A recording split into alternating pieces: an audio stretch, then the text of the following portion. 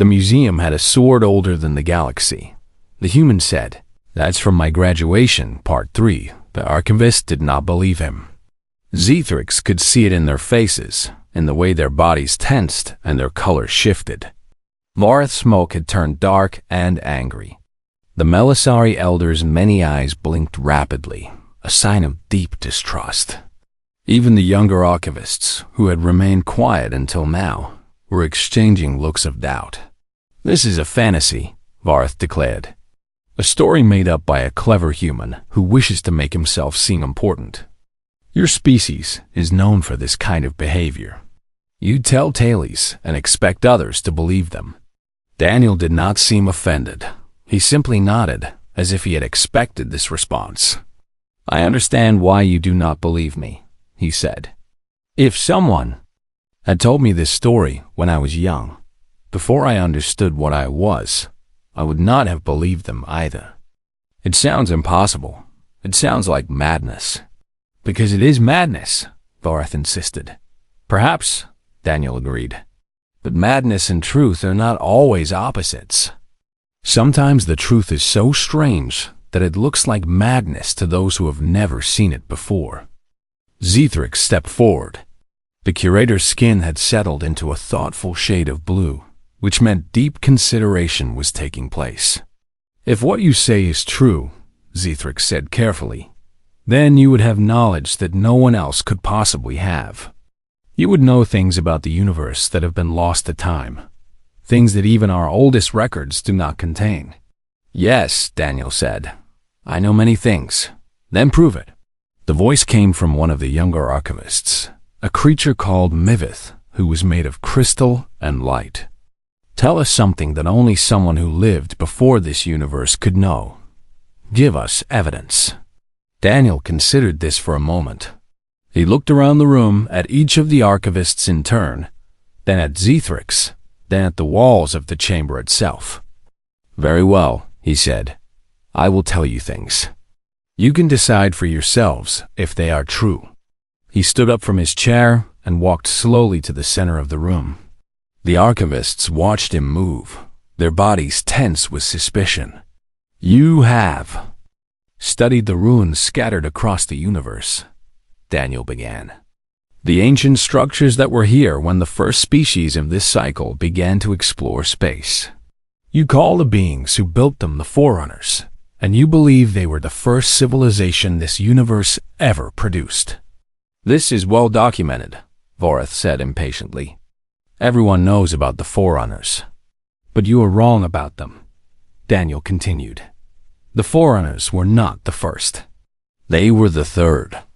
2 civilizations rose and fell before them, species that evolved on planets closer to the center of the universe where matter gathered first. They were brilliant beings, full of hope and ambition, but they destroyed themselves before they could ever leave their home systems. The first one poisoned their own world with weapons they could not control. The second one tore itself apart in a civil war that lasted for 10,000 years. The archivist stirred. This was new information, something not contained in any record. "How could you know this?" Mivith demanded. "There is no evidence of these civilizations. No ruins, no artifacts, nothing." "There is no evidence because nothing survived," Daniel explained. "Their planets were swallowed by black holes millions of years before the Forerunners even evolved. All traces of their existence were destroyed, but I watched them rise and fall. I remember them." He pointed upward, toward the ceiling of the chamber. "The black hole at the center of this galaxy," he said. "Your scientists believe it formed naturally from the collapse of massive stars in the early universe. But they are wrong. That black hole was created. It was a weapon built by a species that no longer exists, fired in desperation during a war they could not win. I was there when it happened. I watched the tear open in reality, watched it swallow entire star systems before it finally stopped growing." Zithrix felt a chill run through their body. The curator had studied that black hole for centuries. It had always seemed strange, too large and too hungry for its location. Some scientists had suggested that it might be artificial, but the idea had been dismissed as ridiculous. "And the signal," Daniel continued. "The one your astronomers detected 2,000 years ago. The one you call the voice of creation, because you believe it came from the beginning of the universe itself." Voreth's smoke flickered. "How do you know about that?" "That information is restricted. Only the highest members of the scientific council have access to it." "I know about it because I know what it was," Daniel said. "It was not the voice of creation. It was a distress call.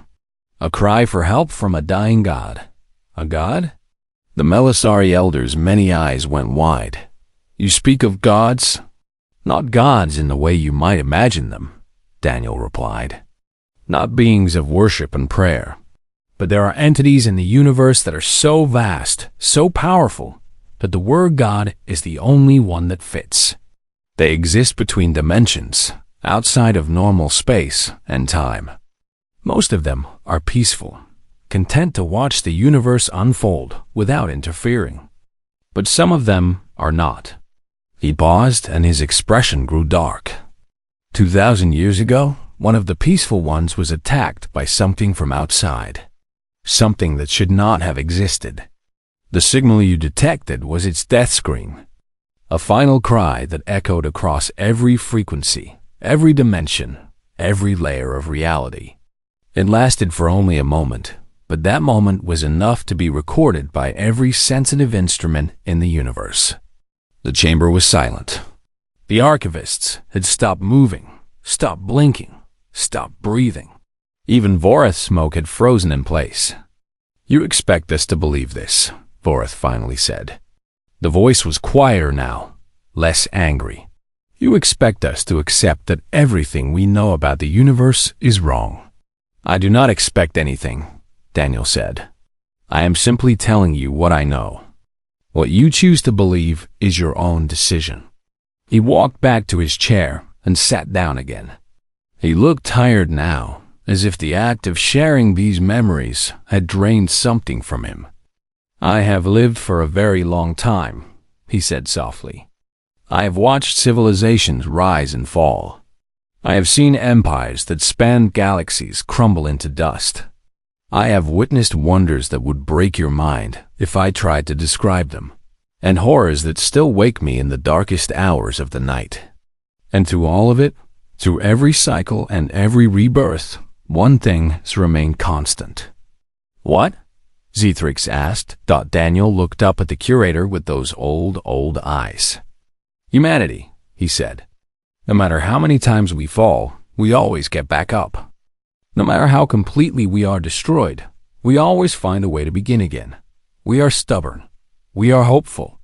We refuse to accept that the story is over, even when the last page has been turned and the book has been closed. That is what we are. That is what we have always been." He smiled, and this time there was warmth in it, pride and love for a species that had survived against impossible odds. "And that," he said, "is why I'm still here." The museum had a sword older than the galaxy. The human said, "That's from my graduation. Part 1. The Volthra Museum of Cosmic Antiquities was the largest museum in the known universe. It floated in the empty space between 3 galaxies, a massive building made of blue crystal that caught the light of distant stars. For 12 billion years, this museum had collected the oldest and strangest objects ever found. Species came from every corner of the universe to see its treasures. Curator Zithrix walked through the halls with slow, careful steps. Zithrix was a Volthori, a tall and thin creature with skin that changed colors based on mood. Right now, the skin was a calm shade of purple, which meant Zithrix was feeling patient and professional. Today was an important day. A delegation of 17 different species had come to tour the museum, and it was the curator's job to show them the most precious artifacts. The group moved through the Eternal Wing, where the oldest objects were kept.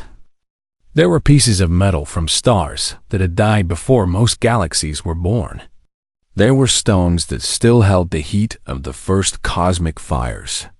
There were tools made by creatures that had lived and died so long ago that even their names had been forgotten. But Zithrix kept watching one member of the group more than the others. He was a human, one of the newer species to join the galactic community. Humans had only been traveling through space for about 400 years, which was nothing compared to most of the species present. They were considered young, curious, and sometimes foolish. This human was different from what Zithrix expected. His name was Daniel Carter, and he served as Earth's ambassador to the Outer Territories. He had gray hair at his temples and deep lines around his eyes that spoke of many years of life. He walked slowly, his hands folded behind his back, and he looked at each artifact with a strange expression that Zithrix could not understand. Most visitors looked at the ancient objects with wonder or fear or confusion. Daniel Carter looked at them the way someone might look at old photographs of friends they had not seen in many years. The delegation stopped in front of the central display, and everyone grew quiet. This was what they had come to see.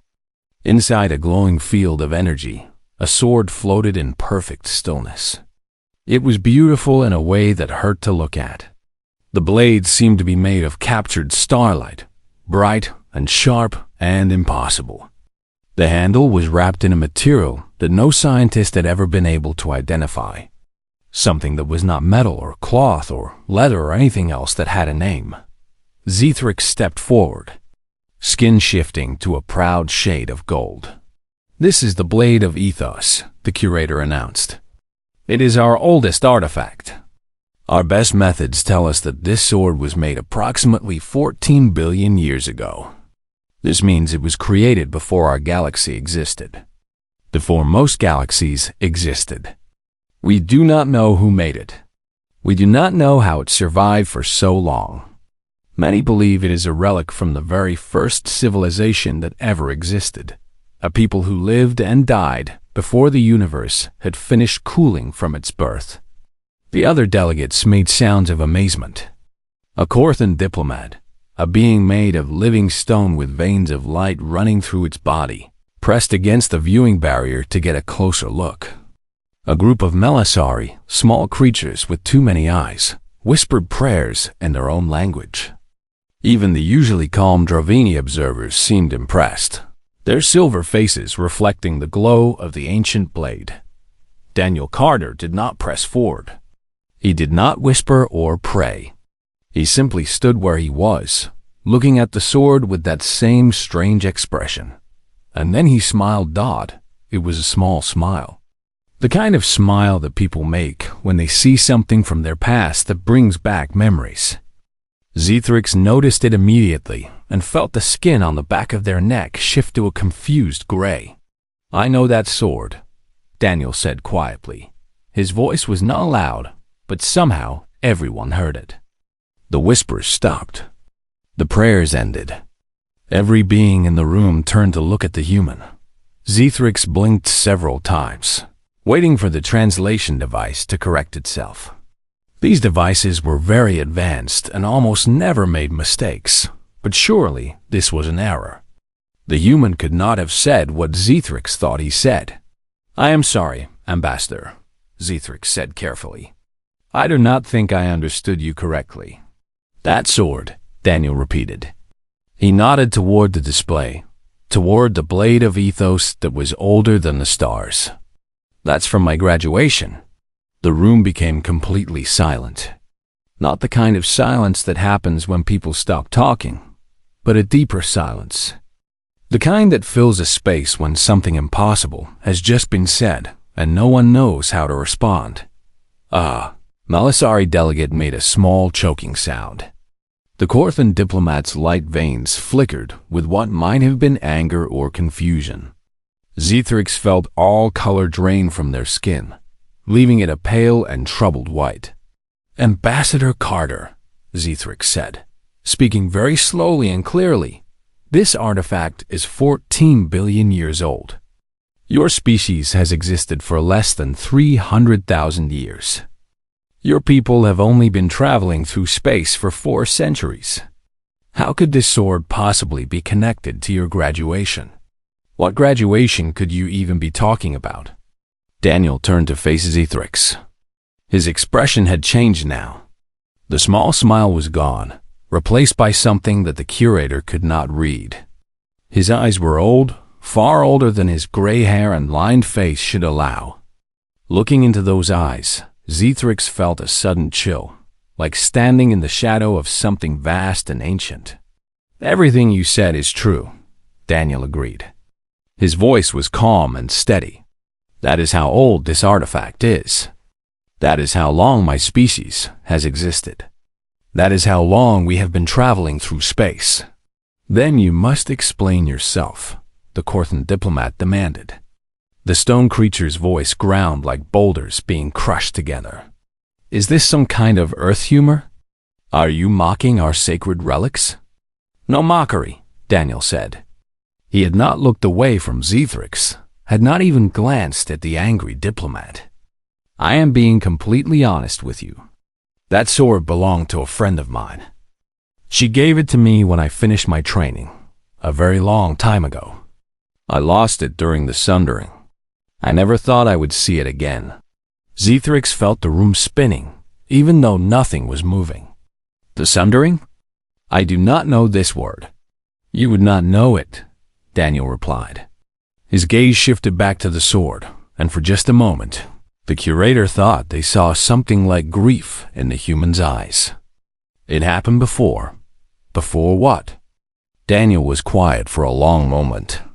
When he spoke again, his voice was soft, almost gentle, like he was trying to explain something difficult to a child. Before everything, he said. The museum had a sword older than the galaxy. The human said, "That's from my graduation, part 2, other delegates were sent away." They did not want to leave, of course. They had questions, so many questions, and they were angry and confused and frightened all at the same time. But Zithrix made the decision to clear the Eternal Wing. Whatever was happening here, whatever the human ambassador was trying to say, it needed to be discussed in private. The curator led Daniel Carter to a smaller room deep inside the museum. This was the Chamber of Records, a perfect sphere made of living crystal that remembered everything said within its walls. The senior archivists were already waiting there, 7 ancient beings who had served the museum for thousands of years. They were the keepers of knowledge, the ones who studied the oldest mysteries of the universe. They did not look happy. The tallest archivist was named Vorth, a creature of smoke and bone who had witnessed the rise and fall of 17 civilizations. Vorth's empty eye sockets fixed on Daniel Carter with obvious distrust. "You have made an extraordinary claim," Vorth said. The voice came from somewhere inside the smoke, echoing like wind through a cave. "You say that our most precious artifact, the Blade of Ethos, was a gift from your graduation.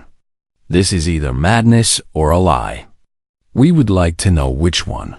Daniel sat in a chair that had been quickly made to fit his human body. He looked small among the towering aliens, a simple creature of flesh and bone surrounded by beings of smoke and crystal and living stone. But he did not seem afraid. He did not seem worried at all. "It is neither madness nor a lie," Daniel replied. "It is simply the truth." "The truth?" Another archivist spoke up, a Melisari elder with hundreds of tiny eyes that all blinked at different times. "How can it be the truth?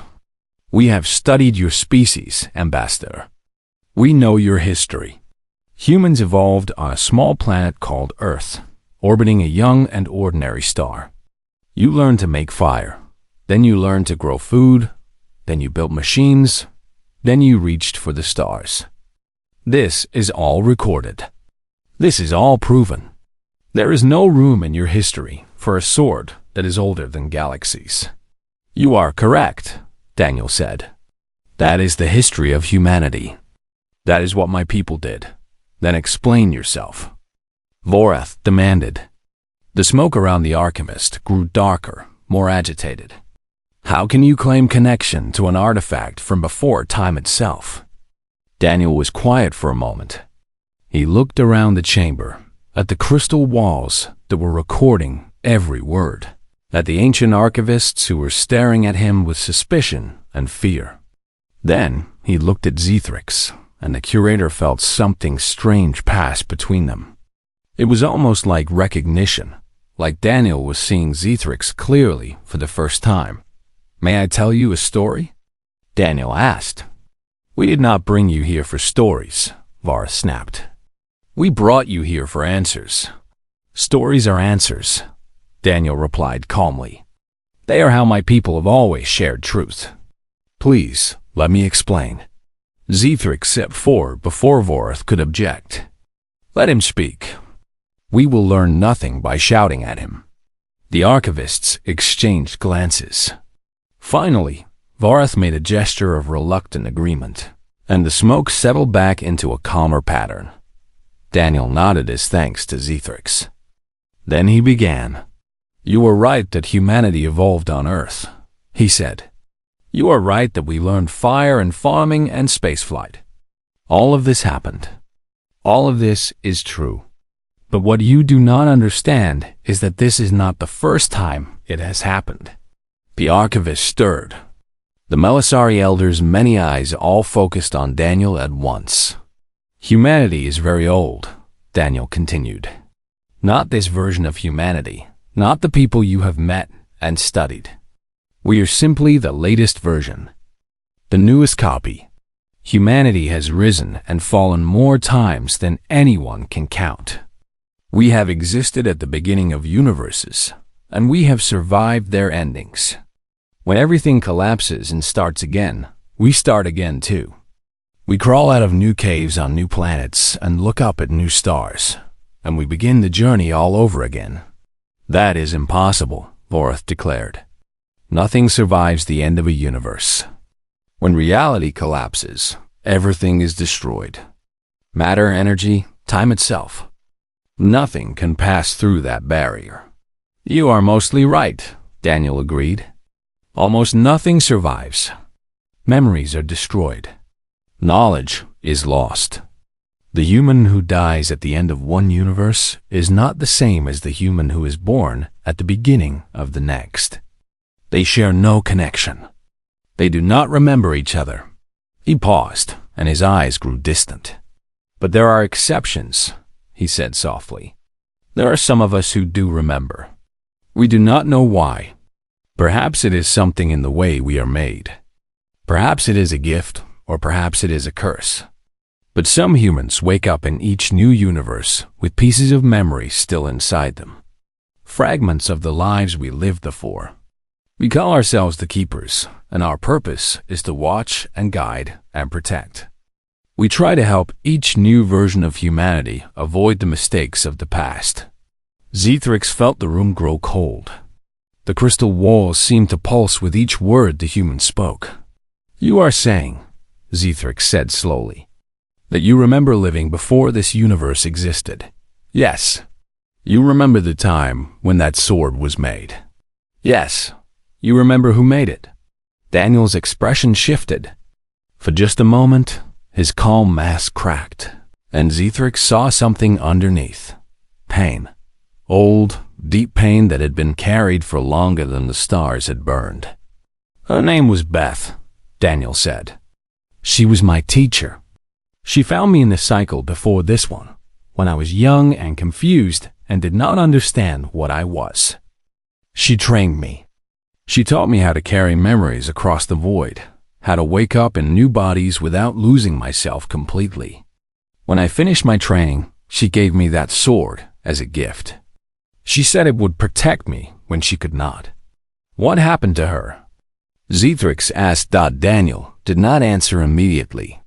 He looked toward the door, toward the distant room where the blade of ethos still floated in its field of light. "She died," he finally said. "She died in the Sundering, the event that ended the last universe.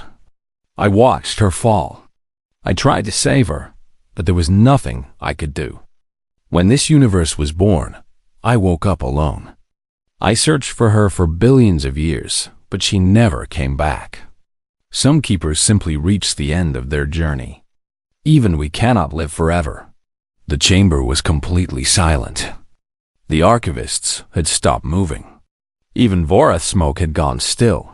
The sword was lost during that final battle, Daniel continued. I thought it was destroyed along with everything else. But here it is, hanging in your museum, preserved across the death and rebirth of all creation. I do not know how it survived. Perhaps Beth found a way to protect it, one last gift to remind me that she existed. Or perhaps some things are simply too stubborn to be destroyed. He smiled then, but it was a sad smile, full of grief and memory. Just like humanity, he said. The museum had a sword older than the galaxy. The human said, That's from my graduation. Part 4, the meeting ended, but the questions did not stop. Over the next several hours, the archivists tested Daniel Carter in every way they could imagine. They asked him about events from the distant past, about species that had existed and vanished, about mysteries that had puzzled scholars for millions of years. Again and again, he gave them answers. Some of his answers could be verified against ancient records. Others described things that no record had ever mentioned. By the time the testing was finished, the archivists were no longer certain of anything. Zithrix found Daniel standing alone in a small observation room, looking out at the stars. The curator's skin had shifted to a troubled shade of gray that had not changed in hours. The others are arguing, Zithrix said. They do not know what to believe. Some think you are telling the truth. Others think you are the most talented liar they have ever met.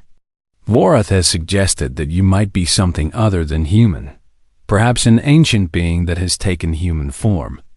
Daniel did not turn away from the window. Vorath is wrong. I am human. That is the one thing I have never stopped being. How can you be sure? Zithrix moved to stand beside him. If you have lived so long, experienced so much, changed so many times, how do you know that you are still the same person? How do you know that you have not become something else? Daniel considered the question. It was a fair question, one that he had asked himself many times across the long ages. I know because of what I feel, he finally said. I feel love and fear and hope and grief. I feel curiosity when I see something new. I feel joy when I help someone who needs help. These are human feelings. They are what make us who we are, no matter how much time passes or how many lives we live. He turned to look at Zithrix, and his expression was gentle. You are afraid of me, he said. It was not a question. Zithrix did not try to deny it. Yes, I am afraid. You represent everything that I do not understand. Everything that I cannot explain or categorize or control.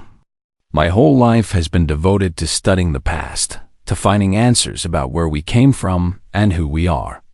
And now you are telling me that the past is bigger than I ever imagined, that it stretches back through cycles of creation and destruction that I cannot even begin to comprehend. Fear is natural, Daniel said. It is a healthy response to the unknown. I would be worried if you were not afraid. How do you handle it? Zithrix asked.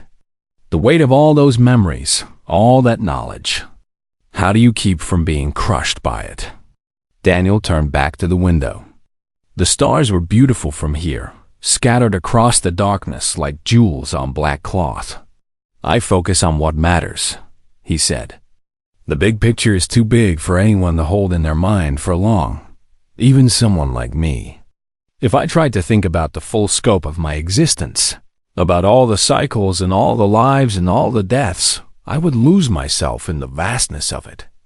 So I do not try. Instead, I focus on the small things. The person in front of me who needs help. The problem that needs to be solved today. The moment that is happening right now. But you still remember everything else. Yes, the memories are always there, like a library full of books that I can open whenever I need them. But I do not have to read every book at once. I do not have to carry every story on my shoulders at every moment. I can choose what to focus on, what to remember, what to set aside for later. Zithrix was quiet for a long time thinking about this. Why did you tell us? The curator finally asked. You could have kept your secret. You could have looked at the sword and said nothing, and no one would ever have known. I thought about that, Daniel admitted. For a moment, when I first saw the blade, I considered staying silent. It would have been easier, less complicated. But then I realized that I was tired of hiding. Tired? I have been keeping secrets for billions of years. I have watched civilizations grow and change and never told them what I was. I have worked among species who thought they were the most advanced beings in the universe, and I have never corrected them.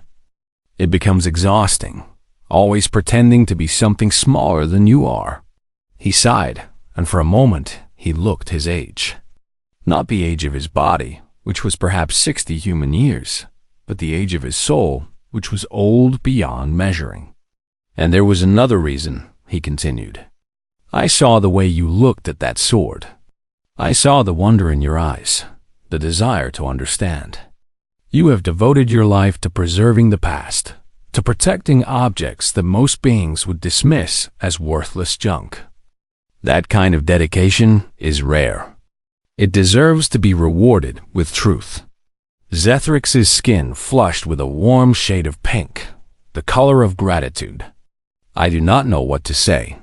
You do not have to say anything. Just keep doing what you are doing. Keep asking questions. Keep searching for answers. The universe is full of mysteries, Zithrix. Most of them will never be solved.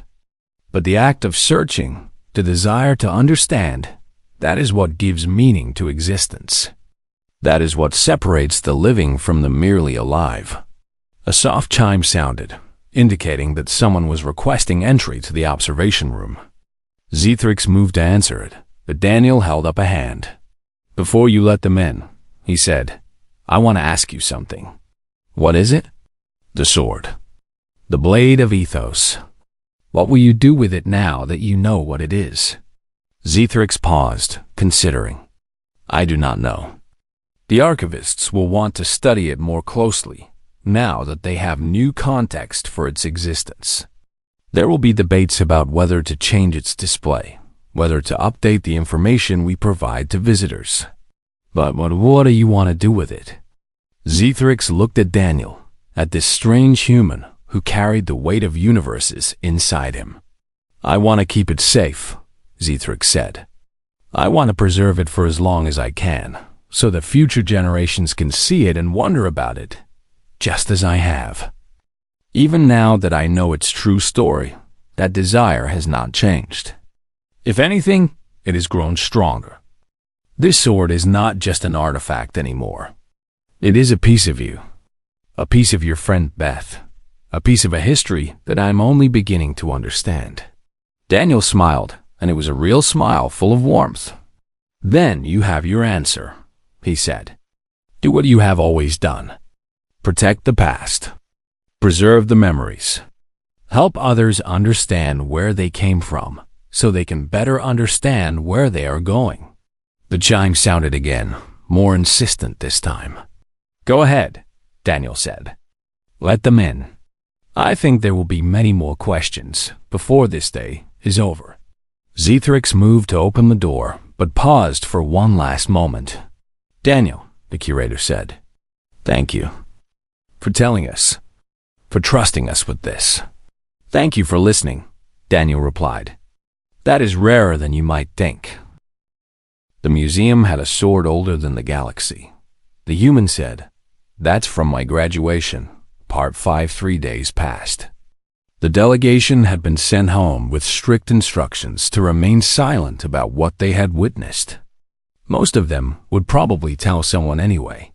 Secrets had a way of leaking out, especially secrets this large. But for now, the museum remained quiet, and the news of Daniel Carter's revelation stayed contained within its crystal walls. On the morning of the fourth day, Zithrix found Daniel standing in front of the Blade of Ethos. The Eternal Wing was empty except for the two of them. The other staff had been given the day off, and the museum was closed to visitors until the archivists could figure out what to do next. Daniel did not look like an ancient being carrying the memories of countless universes. He looked like a tired old man, standing in front of a piece of glass and looking at something that made him sad. Zithrix approached slowly, not wanting to disturb whatever moment Daniel was having. "I used to talk to her," Daniel said without turning around. He had sensed the Zithrix coming. "Beth, I mean. Even after she was gone, I would find quiet places like this and speak to her as if she could hear me. I told her about the things I had seen, the people I had met, the struggles I was facing. I know she could not answer, but it helped. It made me feel less alone." "That is not strange," Zithrix said. "Many species do the same thing. We speak to those we have lost because their memory remains important to us, even after they are gone." "Yes," Daniel nodded slowly. "Memory is the most precious thing we have. It is the only part of the past that we can carry with us into the future." He turned to face Zithrix. His eyes were red, as if he had been crying, but his face was calm. "I have decided to leave the sword here," he said. "I thought about asking for it back. It belongs to me, in a way. But the more I thought about it, the more I realized that it belongs here now. It has been in this museum longer than I have been awake in this cycle. It has become part of your collection, part of your mission. Beth would have wanted it to stay. She always believed that beautiful things should be shared." Zithrix felt a wave of relief. The archivists had been worried about this. Many of them had expected Daniel to demand the sword's return, and they had spent long hours debating what to do if he did. "That is very generous of you," Zithrix said. "The museum is grateful." "I am not being generous," Daniel replied. "I am being practical. I am one person, traveling through a vast universe. I cannot give this sword the protection and respect that it deserves. But this museum can. You have cared for it for 12 billion years without even knowing what it was. Imagine what you can do now that you know its true story." He reached out and placed his hand against the viewing barrier. The energy field crackled around his fingers, responding to something in him that it recognized.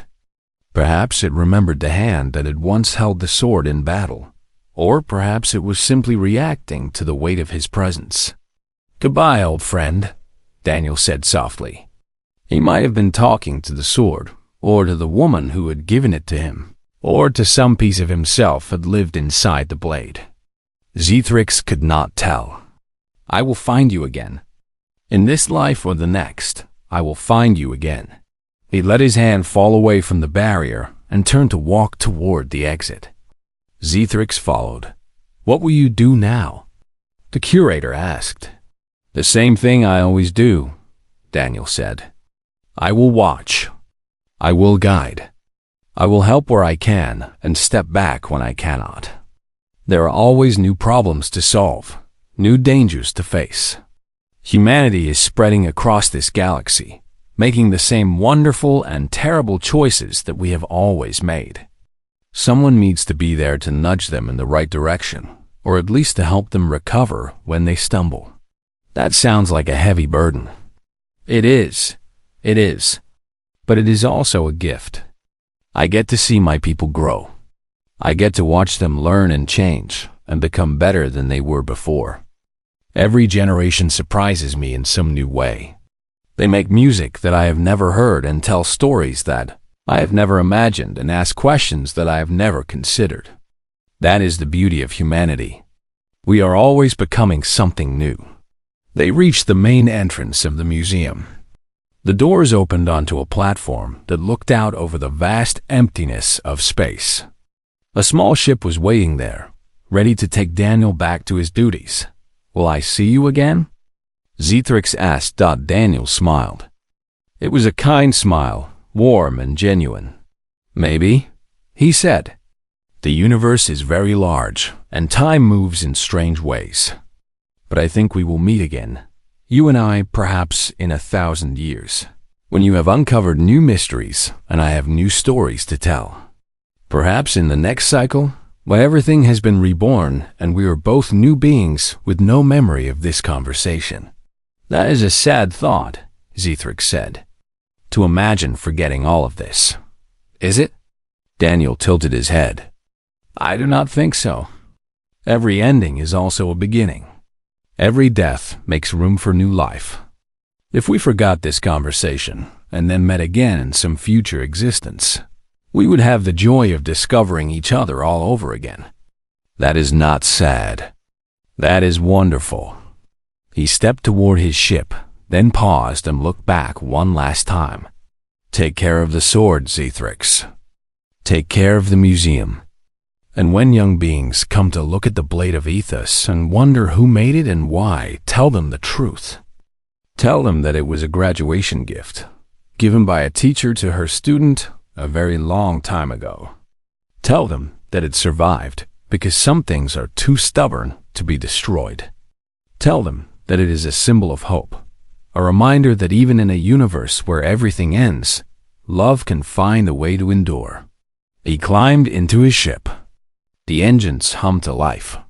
Goodbye, curator, Daniel called through the open hatch. Thank you for listening to my story. Thank you for sharing it, Ambassador, Zithrix replied. May you carry it well. The hatch closed. The ship lifted off the platform and turned toward the distant stars. Zithrix watched it go, watching until it was nothing more than a small point of light against the darkness. Then the curator turned and walked. Back into the museum, back to the eternal wing, back to the blade of ethos that hung in its field of light like a promise that some things would never truly be lost. Zithrix looked at the sword and thought about Beth, about a woman who had lived and taught and loved and died before the stars were born. Thought about Daniel, who carried her memory through cycles of destruction and rebirth. Thought about humanity, that strange and stubborn species that refused to stay dead, no matter how many times. The universe tried to destroy them, and for the first time in a very long life, Zithrix understood what it meant to be truly young. To stand before the vastness of existence and feel not fear, but wonder. To look at a mystery and see not a problem to be solved, but a gift to be treasured. The curator's skin shifted to a bright and hopeful gold. The universe was old. Humanity was older. But there was always more to discover, always more to learn, always more to become. And that, Zithrix thought, was the most beautiful thing of all. The end.